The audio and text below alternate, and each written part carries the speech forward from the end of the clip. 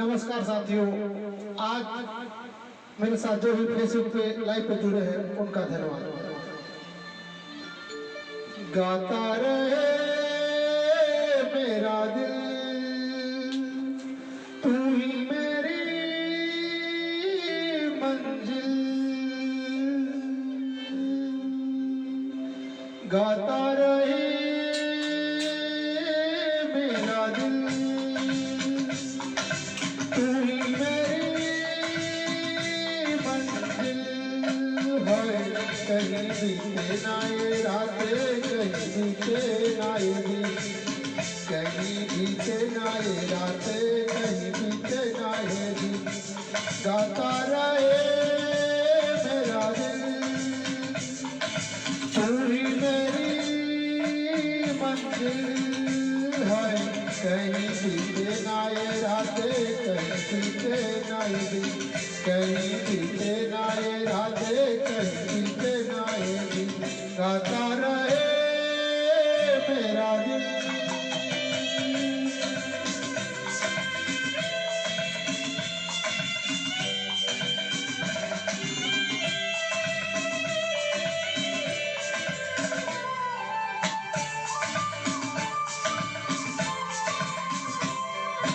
प्यार करने वाले अरे प्यार ही करेंगे, जलने वाले चाहे जल जल मरेंगे। प्यार करने वाले अरे प्यार ही करेंगे, जलने वाले चाहे जल जल मरेंगे।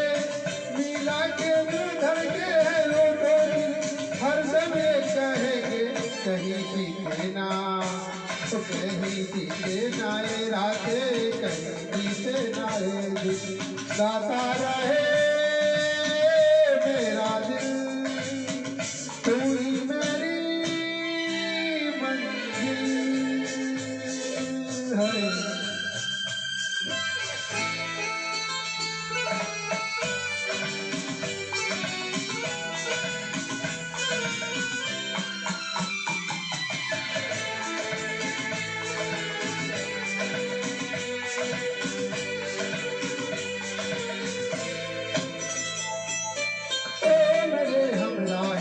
मेरी बाहें थाम चलना, बदले दुनिया सारी तुम ना बदलना। ओ मेरे हमराही मेरी बाहें थाम रहना, बदले दुनिया सारी तुम ना बदलना। प्यार हमें भी सिखला देगा, गर्दिश में जिंदा कहीं देना, कहीं बीते ना ये रातें, कहीं बीते ना ये दिन। गाता रहे मेरा दिल, तू ही मेरी मंजिल है।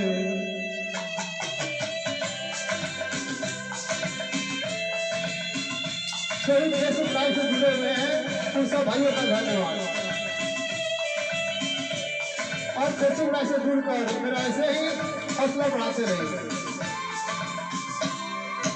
दुनिया अब कैसी अरे शाम जा रही है, हमको दिखलाते दिखलाते शाम जा रही है। दुनिया अब कैसी अरे शाम जा रही है, हमको दिखलाते दिखलाते समझ आ रही है। आती जाती सांस जाने कब रहेगी, कहीं बीते ना, कहीं बीते ना ये रातें, कहीं बीते ना ये दिन। गाता रहे मेरा दिल, तू ही मेरी मंजिल है। कहीं बीते ना ये रातें, कहीं बीते ना ये दिन, कहीं बीते ना ये रातें, कहीं बीते ना ये दिन। गाता रहे मेरा दिल, तू ही मेरी मंजिल है। कहीं बीते ना ये रातें, कहीं बीते ना ये दिन, कहीं बीते ना ये रातें, कहीं बीते ना ये दिन। गाता रहे मेरा दिल। धन्यवाद। नमस्कार साथियों, आज 14 फरवरी बहुत ही गर्व की और उन शहीदों को याद करने की चीज है, सरदार भगत सिंह। वैसे तो आधुनिक माहौल में 14 फरवरी को लोग वैलेंटाइन डे के रूप में मनाते हैं, लेकिन जहां तक राष्ट्रीयता की बात आती है, देशभक्ति की बात आती है, तो दुर्भाग्यवश हमें ये कहना पड़ रहा है कि देशभक्ति पर ये वैलेंटाइन डे भारी पड़ रहा था, लेकिन कुछ दिनों में बदलाव आ रहा है और हमारे संस्कृति में लोगों को, बच्चों को, नौजवानों को, युवक और युवतियों को समझ में आ रहा है और इसे शहीद दिवस के रूप में भी, बलिदान दिवस के रूप में भी मना रहे हैं। और धीरे धीरे जो अंग्रेजों का वैलेंटाइन डे है उसको कम महत्व मिल रहा है। एक बार पुनः आप सबको नमस्कार करता हूँ। भाइयों, माताओं, बहनों, मैं सीताराम प्रसाद, पूर्व नौसैनिक, आप तमाम शुभचिंतकों का आभार प्रकट करता हूँ और मेरे फेसबुक लाइव से जुड़ने के लिए एवं हौसला बढ़ाने के लिए धन्यवाद करता हूँ। दोस्तों, आजकल बिहार में हर तरफ पंचायत चुनाव की चर्चा मुख्य विषय बना हुआ है। हर गली, हर मोहल्ले में अलाव सेकते हुए, तो चाय का चुस्की लेते हुए या खेती का काम करते हुए, दुकानदारी करते हुए बरबसी चुनाव की चर्चा मुंह से निकल रही है। कोई अपने पूर्व प्रतिनिधि, जिला पार्षद, मुखिया, सरपंच, समिति, वार्ड सदस्यों के कार्य न करने के लिए कोसते मिल रहे हैं, तो कई सारे ग्रामीण सरकार द्वारा आवंटित फंड की राशि में दलालों द्वारा जबरन वसूली से परेशान नजर आते हैं और चर्चा करते दिखाई दे रहे हैं। तो कई दबंगई और गुंडागर्दी के डर से साफ साफ जुबान से तो बोल नहीं पा रहे हैं, परंतु दबी जुबान से इंदिरा आवास योजना, जल नल योजना, शौचालय निर्माण योजना में घुसखोरी के अलावा भी जो निर्माण हो रहा है उसमें व्यापक रूप से ध्यान देंगे। मतलब जो उसमें सामान लगने वाला है, कंक्रीट, ईंट, पत्थर, कोलतार, उसकी गुणवत्ता बहुत ही घटिया किस्म का हो रहा है, जिससे उसका जो आयु है वो बहुत ही कम, मतलब एकदम मटेरियल, घटिया मटेरियल यूज हो रहा है। ये सब सवाल उठाते नजर आ रहे हैं और अब तो यहाँ तक चर्चा पहुंच गया है कि वार्ड सदस्य और मुखिया एक दूसरे के ऊपर दोषारोपण करने पे लगे हैं, एक दूसरे पे आरोप लगा रहे हैं कि मुखिया काम नहीं किया, तो वार्ड मेंबर बोल रहा है कि मुझे काम करने नहीं दिया गया। और इस तरह की चर्चाएं कमोबेश सभी जिला और पंचायतों में मिल रहे हैं।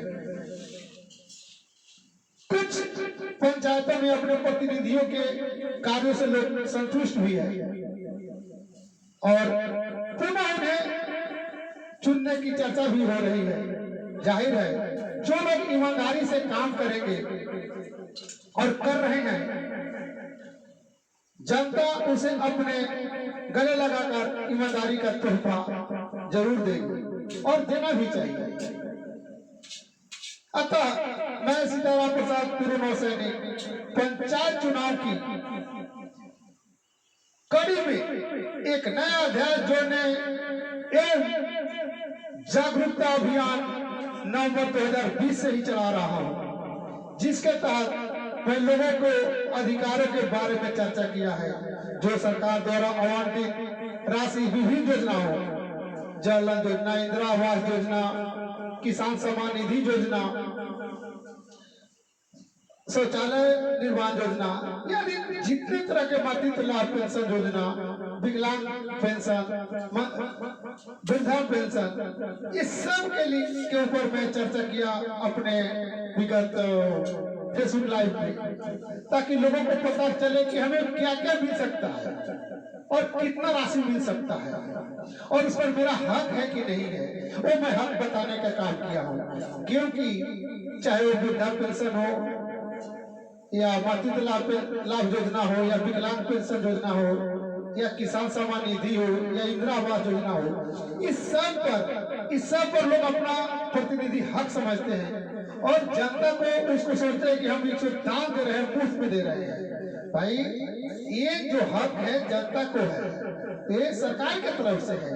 आप जस्ट उसके मीडिया है, मीडिया है कि आपके द्वारा दिया जा रहा है, आप इसके मालिक नहीं है। लेकिन अभी के माहौल में ऐसा है कि प्रतिनिधि लोग मालिक समझते हैं कि मैं इस फंड का मालिक हूँ और मीडिया है, मालिक नहीं है। तो ये सब बताने का मैं कोशिश किया हूँ। और अधिकारों सहित लागू योजना का वृद्धा पेंशन जो मैं ऑलरेडी बता दिया। पंचायत चुनाव में लोगों के धन बल, बाहुबल, लालच से चुनाव जीतने के बाद उनके घातक परिणाम का चर्चा भी किया हूँ। जैसा जाहिर है कि पंचायत चुनाव में धन बल, बाहुबल और ये सब का इस्तेमाल होता है, दारू, शराब, जाति, धर्म, लेकिन इसका बहुत बुरा असर पड़ता है। अब बुरा असर क्या पड़ता है?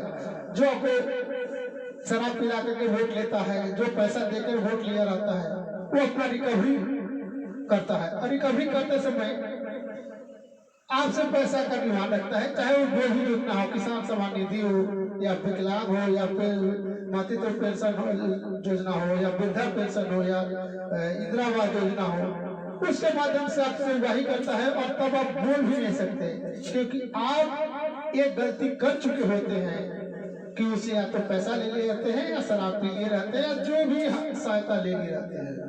तो ये जो घातक परिणाम है उसके पहले से ही मैं आप लोग को आगाह करने के लिए जागरूकता अभियान के तहत जितना बारी फेसबुक लाइव होता हूँ उसे पक्का इसके सब को आपके आगे रखता हूँ कि इस सब से बचिए। इस सब से बचने के बाद ही आप अपने पंचायत और जिसका भी आप विकास चाहते हैं, सड़क निर्माण, स्वास्थ्य, शिक्षा, जो भी होगा, जब एक अच्छा आदमी आधा जीत के जाएगा जिसको जानकारी होगी, अच्छा भी होगा लेकिन उसको जानकारी नहीं होगी, शिक्षित नहीं होगा, तो वो भी काम नहीं कर सकता है। इसलिए आपको जौहरी बनना है। जौहरी मतलब जो असली हीरे की पहचान करे। असली हीरे मतलब ईमानदार, प्रत्याशी, सुजोग, कर्मठ, काम करने लायक, आपकी बात सुनने लायक, जो कि पंचायत में निहित वर्तमान समस्या, सड़क, पानी, बिजली, शिक्षा, स्वास्थ्य की स्थिति को ठीक करवा सके और उस जो पंचायत में आपका जो कमी है और उस कमी को कैसे पूरा किया जा सकता है, इसकी वो जानकारी रखता हो। वो गली गली घुमा हुआ हो, उसको हर प्रकार के समस्या से उसको अवगत हो कि कहाँ बरसात में पानी जम जाता है, कहाँ रोड टूट जाता है, कहाँ कदमा गांव जैसा जो पंचायत का सड़क है, मुख्य सड़क घोड़ासहन मोतिहारी से, वहां पे 1 फीट पानी जमा रहता है रोड पे। तो इस सब की कैंडिडेट को जानकारी होनी चाहिए और जानकारी के साथ ईमानदार होना चाहिए और ऐसा आज व्यक्ति हो जो जिसके सामने जा करके आप कुछ बात कह सके। ऐसे दबंग आदमी को मत चुन लीजिए कि जो जिसके सामने आपको जाने में ही डर लगे। तो ये सब आपको ध्यान में रखना है। मैं अभियान का शुरुआत करते हुए नवंबर में ही आगाह कर दिया था कि आगामी समय में कुकुरविदों के तरह मुखिया, सरपंच, समिति, जिला परिषद के उम्मीदवार नजर आने वाले हैं। उनमें से तो अधिकांश जाति, धर्म और रुपयों का लालच तथा दबंगई दिखाते नजर आएंगे कि भाई देखना, यदि मैं नहीं जीता तो मैं आगे बहुत कुछ कर दूंगा, सोच समझ के रहना। ऐसे भी लोग हैं, हालांकि आजकल लोग धमकी से डरने वाले नहीं हैं, लेकिन पैसे के बहकावे में आ जाते हैं। तो इन सब से बचने के लिए मैं आप लोगों से आग्रह करता हूँ, क्योंकि 1000-2000 रुपया 2 दिन 4 दिन 10 दिन ज्यादा से ज्यादा, और मैं तो मानता हूँ कि एक ही दिन वो खत्म हो जाएगा, क्योंकि मुफ्त का पैसा मुफ्त में ही जाता है। लेकिन यदि कोई अच्छा कैंडिडेट जीतेगा तो शिक्षा के स्तर पे काम करेगा, जैसा है, या सड़क का सौंदर्यीकरण या स्वास्थ्य केंद्र स्थापित करेगा, अच्छा विद्यालय का निर्माण करेगा, तो उसमें आपके बच्चे का भविष्य है जो पीढ़ी दर पीढ़ी आपको सुखी बना के रखेगा। इसलिए मैं एक आखिरी मौका के रूप में जिन सब कैंडिडेटों को जो एक बार जीत गए फिर दोबारा जीतने के लिए कह रहे कि अब की बार मौका दे दो, कोई 2 बार जीता वो बोले कि अब की बार मौका दे दो, कोई नए हैं तो सुखी संपन्न परिवार से ताल्लुक रखते हैं। मैं सुखी संपन्न परिवार से ताल्लुक रखने का कतई मतलब नहीं है कि पूंजीपति का विरोध कर रहा हूँ, लेकिन एक कहावत है कि जाके पैर न फाटे बुराई ऊका जाने पीर पर आई। जिसको मालूम ही नहीं गरीबी क्या होता है, जिसको मालूम ही नहीं कि लोग कैसे कष्ट में रह करके जिंदगी जीते हैं, तो वो अपने समस्या को हल कर ही नहीं सकता है। जैसे एक अमीरजादी के लड़के को निबंध लिखना पड़ा गरीब के ऊपर, गरीब के ऊपर निबंध लिखना पड़ा, तो वो क्या लिखता है कि मैं पहले कितना गरीब था, 3 मंजिला मकान में ही रहता था, आज मुझे 6 मंजिला मकान है। पहले मैं बहुत गरीब था क्योंकि टाटा स्कॉर्पियो से पापा जी के साथ सचिवालय जाया करता था। आज कभी कभी और परिवार के हर सदस्य के पास एक है, वो कितने गरीबी में वो दिन गुजरा था। पहले कहीं भी जाना होता था तो ट्रेन के 3rd AC में जाते थे, और अभी तो एयर इंडिया के विमान से जाते हैं। तो दोस्तों, ये है गरीबी का परिभाषा उनके नजर में। 3 मंजिला मकान और स्कॉर्पियो, तो जिसको मालूम ही नहीं कि गरीबी क्या होता है, वो आप गरीब की समस्या हल नहीं कर सकता है। आज भले क्षेत्र में पैदल घूम घूम करके गरीबों का हितैषी बता रहा है, लेकिन उन परिवारों पर नजर डालिए, वो पहले से हमेशा बहुत ही ज्यादा संपन्न सुखी रहे हैं और किसी गरीब का नोचने खसोटने का काम किए हैं। मुझे बोलते हुए कहीं भी घबराहट नहीं है, और उस नोचने खसोटने का जो हिस्सा है वो मेरा परिवार भी रह चुका है। और वैसे लोग आज सोच रहे हैं कि मैं गरीब का हितैषी हूं, तो ऐसा नहीं है। जैसे एक बूढ़ा शेर था, तो वो शिकार नहीं कर पाता था क्योंकि वो दो नहीं सकता था। तो एक उपाय सोचा। हम लोग 10th क्लास में संस्कृत में पढ़े हुए हैं हितो प्रदेश में। तो वो शेर क्या किया कि उसके पास एक सोने का कंगन था, वो कंगन लेकर के एक तालाब के किनारे बैठ गया और आते जाते मुसाफिर को बोलता था कि ये मेरे बुढ़ापे के दिन आ गए हैं, एक कंगन ले लो, एक कंगन बेकार जाएगा। तो बहुत सारे लोग सोचते थे कि नहीं, ये शेर प्रवृत्ति का है, सिंह प्रवृत्ति, जानवर प्रवृत्ति का है, ये नरभक्षी है, इसके बाद में हम नहीं आएंगे, तो बच जाते थे। लेकिन दिन भर में एक न एक आदमी उसकी बातों में फांसी जाता था और जिसको मार कर खा जाता था। मेरा कहने का मतलब है कि आज तो मोहल्ले से निकल करके सड़क पर घूम रहा है, वो कंगन हाथ में लिया हुआ है, वही कि मैं ईद दे दूंगा, ये कर दूंगा, 2000 दे दूंगा, मटन खिला दूंगा, चिकन खिला दूंगा, शराब पिला दूंगा। वो जो सोने का कंगन है वही है। और जब जीत जाने के बाद जो आपका गला दबाएगा, हर योजना के लिए पैसा मांगेगा, हर सर्टिफिकेट बनवाने के लिए पैसा मांगेगा,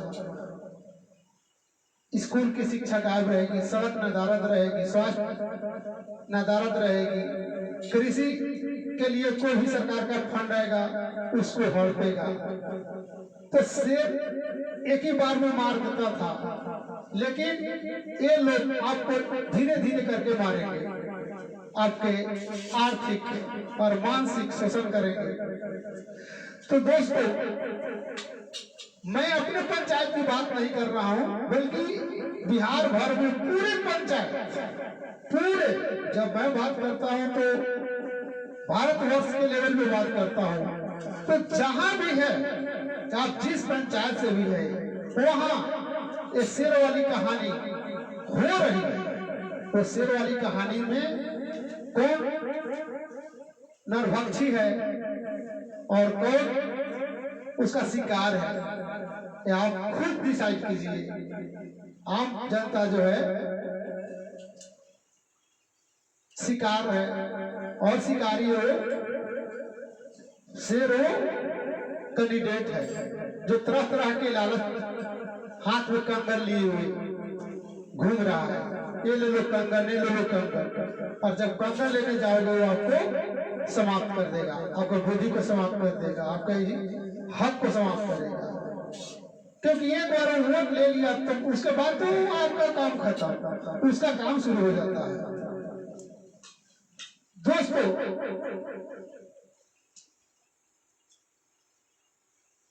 बिहार में पहली बार नवंबर में जो मैं शुरुआत किया कि घोषणा पत्र लेकर मैं चुनाव लड़ा। मैं अपने बड़े भाई रामराज प्रसाद को, जो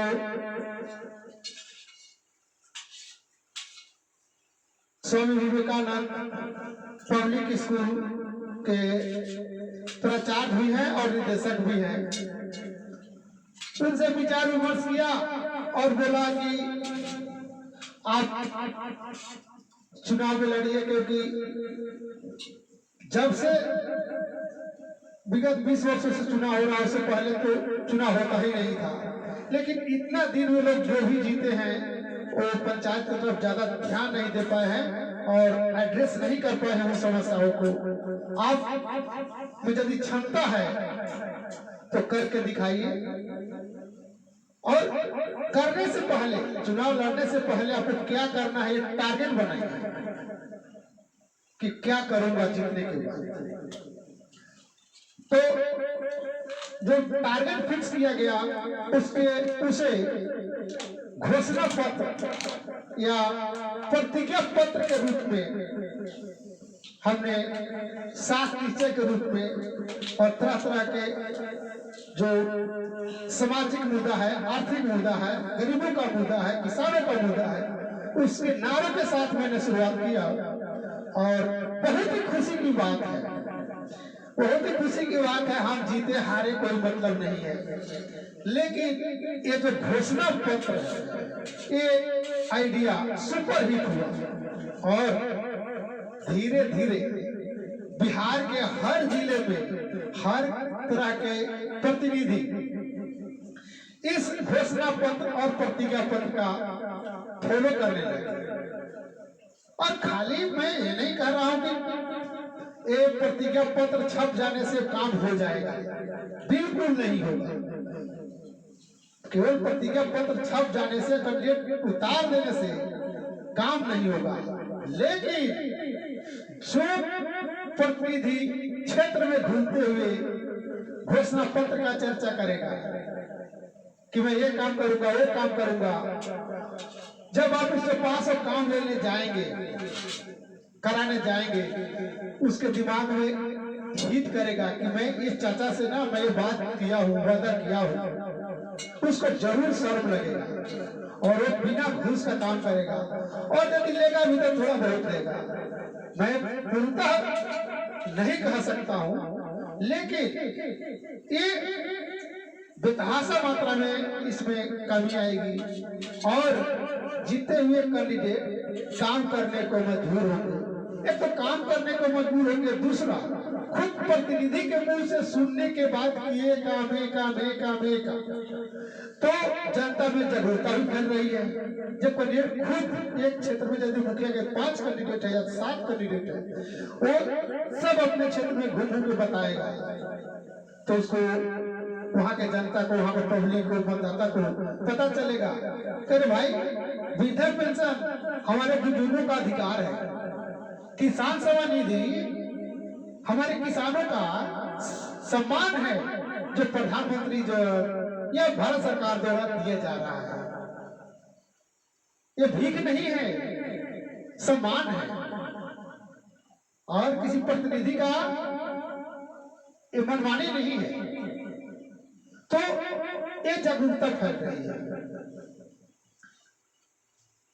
और धीरे धीरे, अभी तो 3 महीना के लगभग और चुनाव का है, धीरे धीरे मैं देख रहा हूं फेसबुक के माध्यम से और ग्राउंड रिपोर्ट से भी कि लगभग हर कैंडिडेट घोषणा पत्र के साथ, जो चाहे समिति का लड़ रहा है वो अपना घोषणा पत्र के साथ, जो मुखिया का लड़ रहा है वो अपने क्षेत्र के विकास के साथ, जो जिला परिषद लड़ रहा है वो अपने क्षेत्र के विकास के मुद्दों के साथ